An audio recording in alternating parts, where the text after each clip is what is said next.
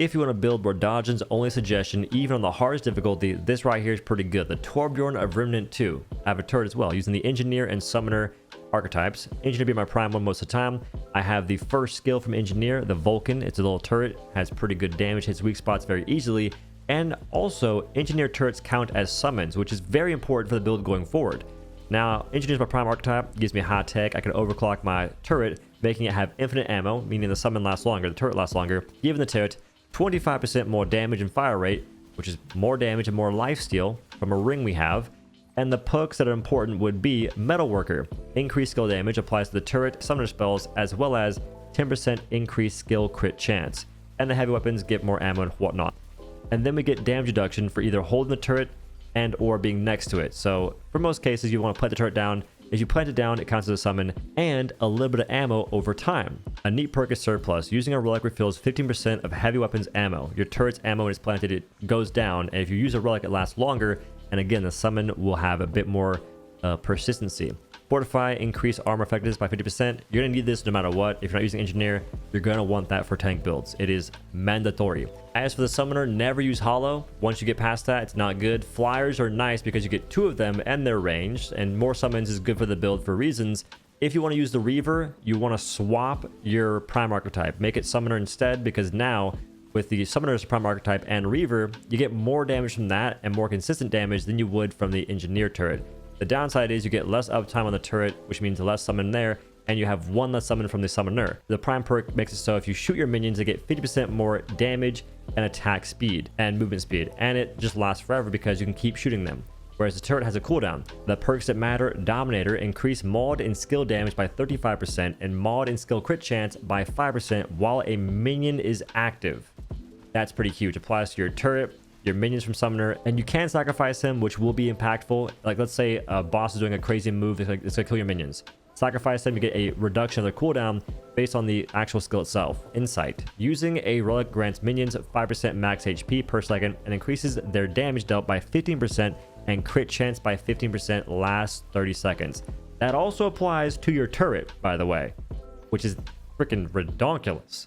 And you get regrowth, it's just extra health, per second. My amulet is Indignant Fetish. Taking damage from enemies increases all damage dealt by 25% and reduces all incoming damage by 10% last 20 seconds. With this build, you get hit the first time, guess what? You basically have damage and DR the rest of the fight because you're going to keep getting hit unless you're dodging, which the point of this build is to not dodge if you can help it. Soul Link summons lifesteal 5% of base damage dealt, which returns the wearer as HP. Your Engineer turret counts as a summon, your minions from Summoner counts as a summon, your mods count as a summon. You get so much lifesteal from this. It is redonkulous. Okay, Hardened Coil. Reduce all incoming damage by 3% for each 10% of missing HP, max 15% reduction. When you're at 50% HP, you then get 15% damage reduction. There may be a better choice than this. I don't know of it, so this is what I'm using. If you find something different, go crazy and try something different, but that's what I have right now. Then Soul Guard. Gain a stack of Bulwark for each active summon. Max stacks for Bulwark is 5, and Bulwark itself, I think, gives you around 6% DR. Could be wrong on that, but something like that. Basically, Bulwark gives you damage reduction. And the final ring is whatever you want it to be. It depends on your situation. My suggestions would be like this. If your minions from your Summoner are getting rolled and dying very often, maybe try Burden of Divine or the Divine. It makes it so your damage is less by 10%, but you then give 50% of self-healing to all allies. That includes your turret and your Summoner minions. It'll help them survive a lot more. Or you need more mod generation, maybe try Dent Silicon Ring. Gain 200% of health regenerated as mod power. There might be a better option for mod generation, but this one seems kind of cool. I mean, you can technically also use Burden of the Follower. Reduce fire rate by 15% and increase mod power generation by 50%. So those are 2 mod power options. And or more damage reduction. It depends on what you want. Your weapon choice is not that big a deal, but I think that burst guns may be nice because of the very quick mod generation from the damage you're doing with the gun. And I'm using a shotgun just for fun. Got a Bulldog, it's plus 20, a lot of mod power damage from that. I'm using Familiar. This is going to be a summon that you can keep spamming over and over and over again the last 15 seconds. This will definitely help us with our Bulwark stacks.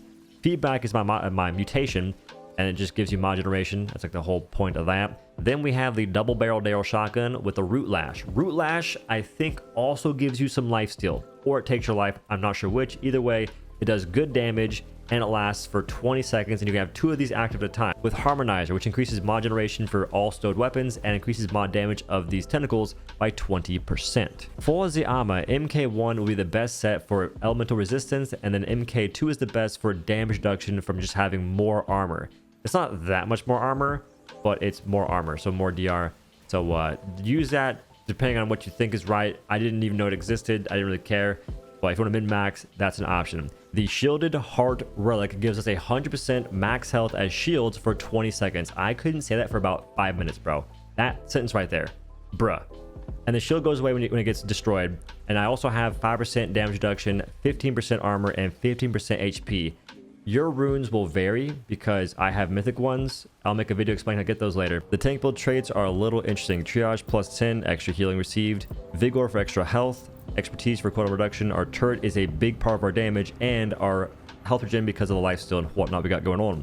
Bark skin for damage reduction, and blood bond for even more damage reduction as long as one minion's alive. I think it only applies to your actual summons, as in your turret and your flyer dudes, but maybe it applies to your mods. Not quite sure on that. Rugged to keep our minions alive longer, and with this they usually don't die that often at all, which is nice. And if you're being diligent, popping your relic thing, it'll heal them even more and they won't die even more often. Siphoner for even more life steal to keep ourselves alive and regenerate our HP. One of the only builds where I'm not running swiftness, but in my situation I just swapped to explorer to get the swiftness trait from there and the speed buff to just run to objectives if I'm trying to kill bosses with tank build. I'm not trying to clear ads with this tank build. It's not the best thing for that. You could do it, but I just want to fight bosses because the whole point is to not dodge and kill apocalyptic bosses for me. A slight disclaimer. Some things will one-shot you in this game no matter what. Oh my god, dude. It never gets old. Unless you pop the shield relic, in which case then you survive. And other things like the cubes, you're going to die regardless. Like nothing you do will help you. But there are some things where you have to be kind of smart in what you do and how you approach it, and using your shield and using your life regen from maybe overclocking your turret and whatnot. Also, there's a chance that the Hardened Coil or just having too much DR is not good anymore. So maybe the Hardened Coil is a little overkill, and you can swap that to like more damage, more mod generation, whatever. So just keep that in mind. As far as tips go though, be sure to pop both your flyers for entering a boss fight. Then you can maybe pop tentacles too. And once you're inside, place down your turret, then pop a relic. I know you're at max HP, but you want to pop that relic to give them more damage. Your damage is a lot so coming from your minions and your mods. If you have to dodge something for some reason, you want to be holding your turret, because with the engineer, if you're actually holding the freaking minigun thing or whatever it is, you can do very fast evades that are really nice actually. Aside from that, you can fight a lot of bosses even on apocalyptic without dodging. If you're on veteran, I can't imagine anything kills you actually. Like I'd be shocked if anything kills you. If anything does kill you, it'd have to be the Hive Mind's goo. The Gamer goo rolls you. It'd have to be, I think, Cancer. His roots can one-shot you kind of. And Venom. Venom. Like the last 3 bosses are ridiculous. They hit so hard.